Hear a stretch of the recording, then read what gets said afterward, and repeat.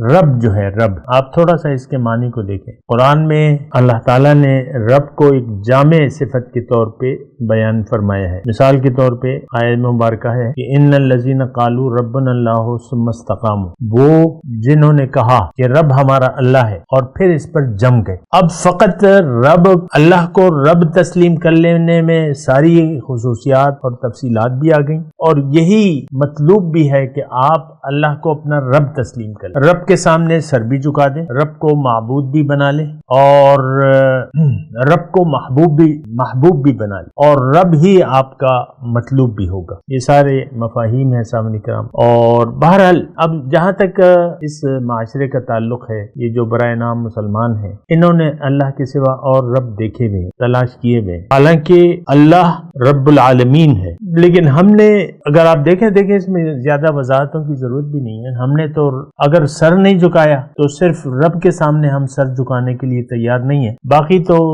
جہاں جہاں ہمارے مفادات ہوتے ہیں ہم وہاں سر جھکا دیتے ہیں، جہاں جہاں ہمیں اپنا فائدہ نظر آتا ہے اس کے سامنے ہم سر جھکا دیتے ہیں، اور ایسے سر جھکاتے ہیں کہ نہ قرآن کی سنتے ہیں، نہ اللہ کی سنتے ہیں، نہ رسول کی بات مانتے ہیں۔ اور یہ بات ذرا آپ یعنی غور بھی کریں نا اس پہ۔